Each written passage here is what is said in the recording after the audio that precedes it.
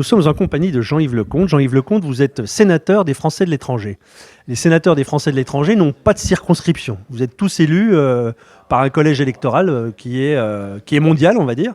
Alors comment se passe votre rapport avec les administrés? On n'a pas de circonscription. On est effectivement élu pour représenter l'ensemble des Français qui vivent hors de France. Toutefois, compte tenu du mode d'élection, on est tous des bons connaisseurs des politiques publiques qui touchent les Français de l'étranger. Moi-même, j'étais élu à l'Assemblée des Français de l'étranger auparavant pour les Français d'Europe centrale et orientale. Donc, nous connaissons tous bien toutes les politiques publiques, les bourses, l'action sociale, les contraintes et la manière dont fonctionnent les consulats. Et d'une certaine manière, par rapport aux députés, on est effectivement beaucoup moins présent dans un pays donné parce qu'on ne peut pas se démultiplier. Par contre, je pense qu'on est des meilleurs connaisseurs des politiques publiques et qu'on arrive à faire plus de travail transversal. Sur tout ce qui est enseignement français à l'étranger, sur ce qui est action consulaire, sur ce qui est acte d'état civil. Nous voyons les situations, j'allais dire, sur l'ensemble du monde. Et ça permet finalement de faire avancer les dossiers de manière assez efficace. Même si, effectivement, on ne peut pas être aussi présent qu'un bon député parce que, voilà, nous avons plus de 130 pays à représenter. Et vous parliez des députés et de votre présence à Lisbonne. Y aurait-il un rapport entre votre présence à Lisbonne et une certaine élection législative qui se profile ? Renaud est un ami et un complice politique, donc à partir de là, c'est assez logique que nous fassions campagne ensemble.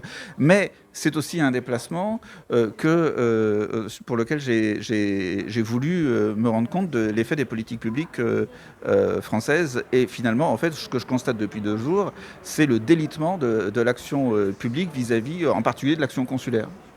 L'incapacité, nous l'évoquions, de demander un rendez-vous pour faire un passeport, c'est quelque chose qui est malheureusement de plus en plus généralisé et qui finalement illustre la manière dont au cours des dernières années le service consulaire a été maltraité. Et ça fait partie de nos préoccupations. Je sais qu'il y a eu le Covid, je sais qu'il y a eu beaucoup de difficultés et que les services consulaires eux-mêmes ont dû se réinventer pendant cette période et parfois être fermés pour des raisons évidentes. Toutefois, notre combat, c'est de faire en sorte que l'État, les politiques publiques qui touchent les Français à l'étranger puissent être efficaces. Et pour ça, il faut remettre de l'État, du service public auprès des Français de l'étranger.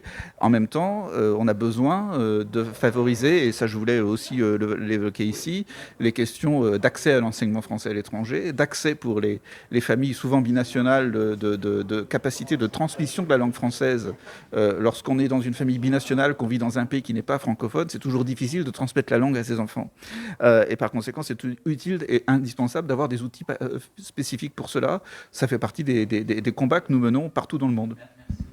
Un petit mot sur la composition du plateau, on va dire, ou des concurrents de cette élection législative dans la 5e circonscription ? Écoutez, d'abord, nous avons un candidat qui représente l'ensemble des forces de gauche et qui est le seul qui va défendre à la fois une communauté française à l'étranger qui demande une action publique plus solidaire pour les Français qui vivent hors de France et en même temps qui a envie d'apporter finalement au débat parlementaire en France les idées du monde. Et nous avons besoin finalement pour rendre la France meilleure de regarder et de transmettre dans le débat parlementaire ce qui se passe de bien au Portugal, ce qui se passe de bien en Espagne et c'est utile. Maintenant, les autres candidats, c'est évident que bon voilà, on a tous en tête Manuel Valls, parachuté de la dernière heure, qui à chaque élection se présente avec une étiquette différente. Et c'est assez finalement amusant de le voir se présenter pour une élection des députés des Français de l'étranger, alors que je me rappelle il y a 10 ans combien il était méprisant et arrogant vis-à-vis de ceux qui tenaient à défendre les représentants politiques des Français à l'étranger.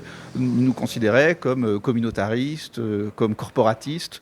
Voilà. Et maintenant, il se raccroche à cette branche. On a toujours le droit de se tromper. Mais je pense qu'il vaut mieux prendre et voter pour quelqu'un qui représente finalement depuis longtemps ce combat de la pleine appartenance à la communauté nationale pour l'ensemble des Français de l'étranger, qui demande finalement de développement et le renforcement des services publics à l'étranger, et qui a envie d'apporter au débat français les idées du monde, les idées, pour ce qui concerne la 5e circonscription, les idées de la péninsule ibérique, ce qui se passe de bien au Portugal, ce qui se passe de bien en Espagne pour rendre la France meilleure. Merci beaucoup Jean-Yves Lecomte. La French Radio, Portugal.